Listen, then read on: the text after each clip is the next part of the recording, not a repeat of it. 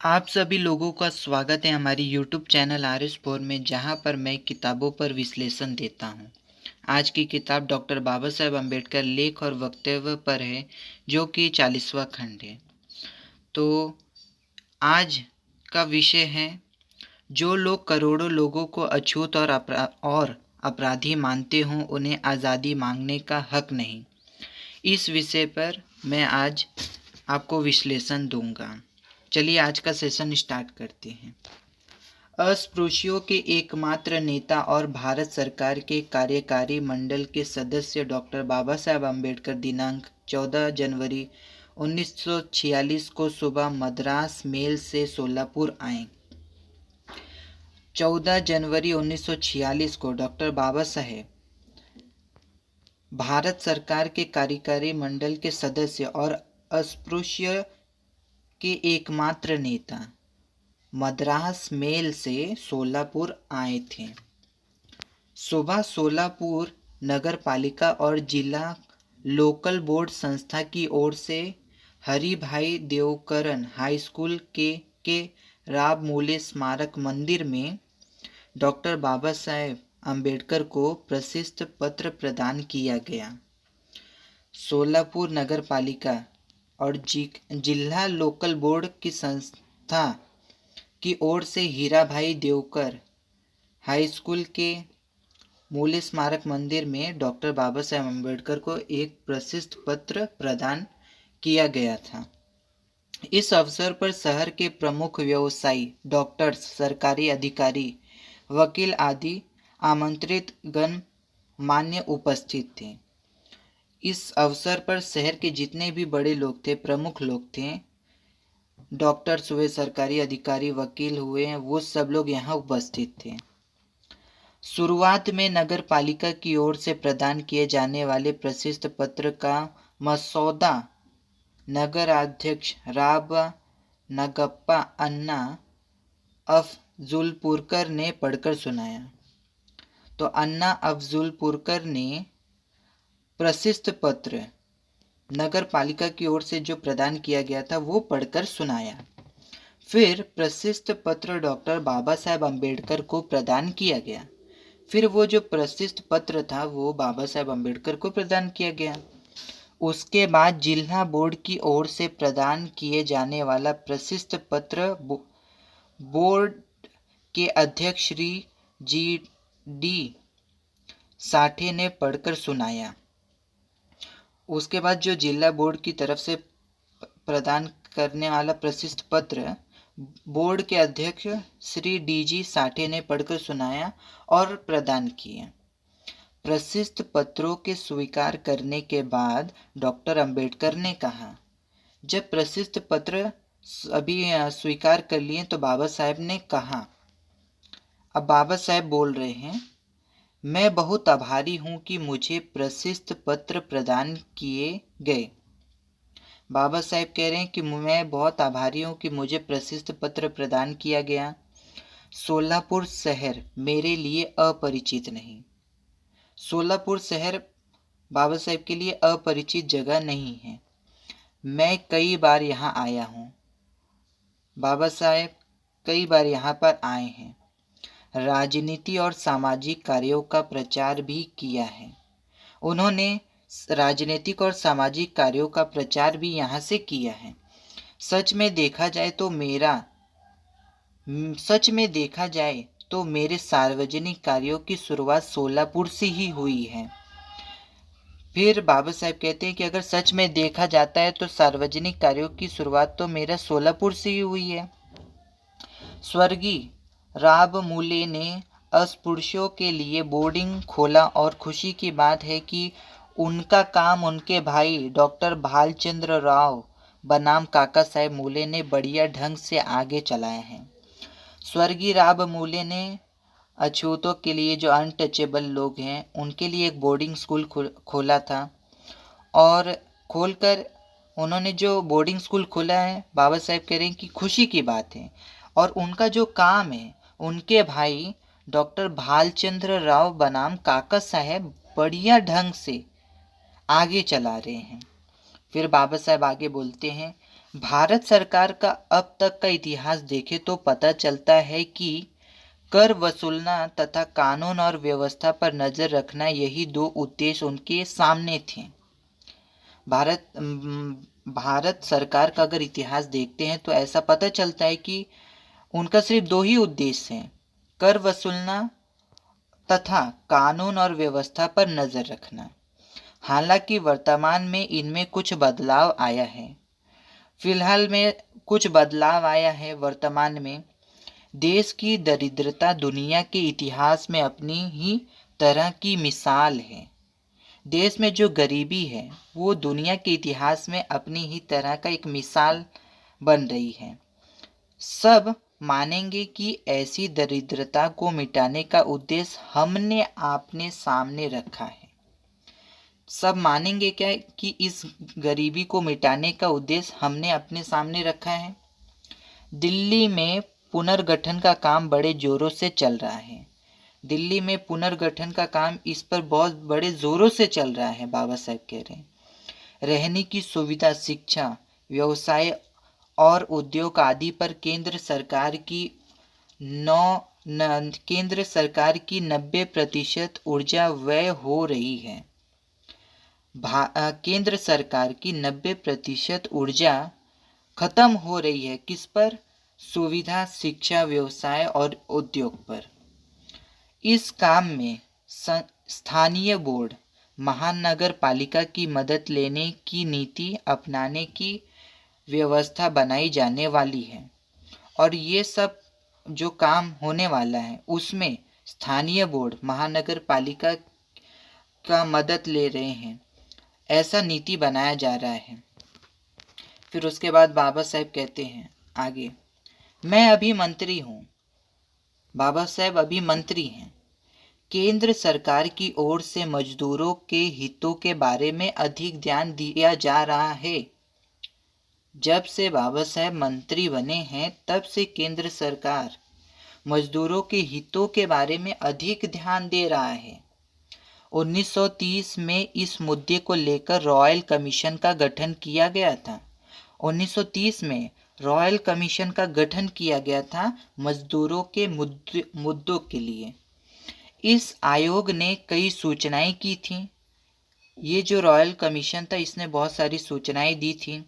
1930 से 1942 तक का इतिहास देखने से यह पता चलेगा कि इस बारे में कुछ भी काम नहीं हुआ है। जब हम 1930 से 1942 तक का इतिहास देखते हैं तो ऐसा पता चलेगा कि इस पर तो कोई काम नहीं हुआ है।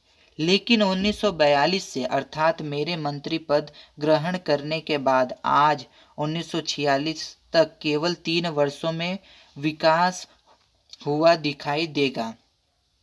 1942 के बाद से, मतलब बाबा साहब जब मंत्री पद ग्रहण किए थे तब से 3 वर्ष में ऐसा देखेंगे आप लोग कि विकास दिखाई दे रहा है। यह आत्म प्रशंसा नहीं बल्कि वास्तविकता है। बाबा साहब कहते हैं कि मैं अपनी खुद की प्रशंसा नहीं कर रहा हूँ, लेकिन जो वास्तविकता है, जो सच्चाई है, वो ही मैं आपको बता रहा हूँ। 1920 से आज तक केंद्रीय असेंबली में मजदूर के केवल एक प्रतिनिधि को लिया जाता था। 1920 से आज 1942 तक केंद्रीय असेंबली में सिर्फ एक मजदूर प्रतिनिधि को लिया जाता था। आज आप देखेंगे कि लोकसभा में 3 मजदूर प्रतिनिधि हैं, और आज जब देखेंगे तो आपको ऐसा दिखेगा कि 3 मजदूर प्रतिनिधि लोकसभा में हैं। अब तक काउंसिल ऑफ स्टेट्स में एक भी मजदूर प्रतिनिधि नहीं लिया जाता था, लेकिन अब से एक प्रतिनिधि वहाँ भी लिया जाएगा। पहले काउंसिल ऑफ स्टेट्स में एक भी मजदूर प्रतिनिधि नहीं था, लेकिन अब से वहाँ पे भी एक मजदूर प्रतिनिधि दिखाई देगा। आगामी केंद्रीय असेंबली की बैठक में 10 बिल पेश होने वाले हैं जो मजदूरों के हितों में होंगे। आगामी केंद्रीय असेंबली की बैठक में 10 बिल पेश होने वाले हैं जो मजदूरों के हितों के लिए होंगे। इसके मसौदे मैंने तैयार किए हैं। बाबा साहब कह रहे हैं कि इसके जो मसौदे हैं, ये 10 बिल मैंने तैयार किए हैं। इससे पता चलेगा कि किस तरह देश में सामाजिक और आर्थिक दरिद्रता को दूर करने की कोशिश जारी है।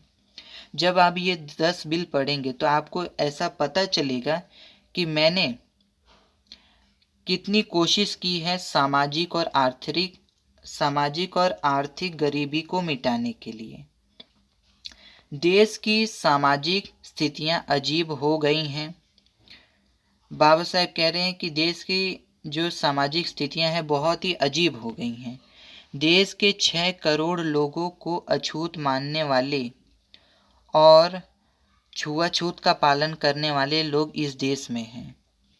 देश में जो 6 करोड़ लोग हैं जो छुआछूत मानते हैं, जो छुआछूत का पालन करते हैं, वो इस देश में हैं। इस देश में अपराधों को व्यवसाय के तौर पर उपजीविका का साधना बनाने वाले 25 लाख लोग हैं। बाबा साहेब कह रहे हैं कि इस देश में 25 लाख लोग ऐसे हैं जो अपराधों का व्यवसाय कर रहे हैं, उनको बढ़ा रहे हैं। ऐसे 25 लाख लोग इस देश में और हैं। इतिहास बताता है कि 8000 वर्ष पूर्व इस देश में संस्कृति का निर्माण हुआ। जब हम इतिहास देखते हैं तो इतिहास में बताया जाता है कि 8000 वर्ष पूर्व इस देश में संस्कृति का निर्माण हुआ। ऐसे भी करोड़ों लोग हैं जिन्हें यह नहीं पता कि कैसे कपड़े पहने, खाना क्या खाएं आदि। ऐसे भी लोग हैं जिनको अभी भी नहीं पता कि कैसे कपड़े पहनने चाहिए, खाना कौन सा खाना चाहिए। जो समर्थवान हैं उन पर यह जिम्मेदारी है। जो समर्थवान है, जो समझने लायक हैं, उन पे ये जिम्मेदारी है। देश आज़ाद हो कहने वालों पर यह जिम्मेदारी और ज़्यादा है। समर्थवान पे तो जिम्मेदारी है, लेकिन जो देश को आज़ाद कहने वाले लोग हैं, जो देश को आज़ाद कराने वाले लोग हैं, उन पे जिम्मेदारी और ज़्यादा है। जो लोग करोड़ों लोगों को अछूत और अपराधी मानते हैं, उन्हें आज़ादी मांगने का हक कैसे हो सकता है? इस जिम्मेदारी को टाला नहीं जा सकता। फिर बाबा साहेब कहते हैं, जो लोग करोड़ों लोगों को अछूत और अपराधी मानते हों, उन्हें आज़ादी मांगने का हक कैसे हो सकता है? सभी समाज के लोगों को यह प्रश्न बाबा साहेब का समझना चाहिए। इस जिम्मेदारी को टाला नहीं जा सकता, ये जिम्मेदारी को टाल नहीं सकते। आज़ादी मांगना बहुत आसान है। आज़ादी मांगना बहुत आसान है। मुझे कई बार पूछा जाता है कि डॉक्टर साहब आप कांग्रेस में क्यों नहीं शामिल हो जाते? बाबा साहेब को बहुत सारे लोग कहते हैं कि आप क्यों ना कांग्रेस में शामिल हो जाएं, आपका सम्मान बढ़ेगा। हर रोज़ अखबार में मौके की जगह पर आपका नाम छपेगा। लेकिन मुझे यह मंजूर नहीं। बाबा साहेब को मंजूर नहीं है कि उनका सम्मान बढ़े, उनका अखबार में नाम छपे। बोलने से अधिक काम करने की ज़रूरत होती है। मैं कहीं भी जाऊं, बाबा साहेब कह रहे हैं कि बोलने से अधिक काम करके दिखाना चाहिए। बिना बोले पहले आप काम कर लीजिए, फिर उसके बाद बोलिए।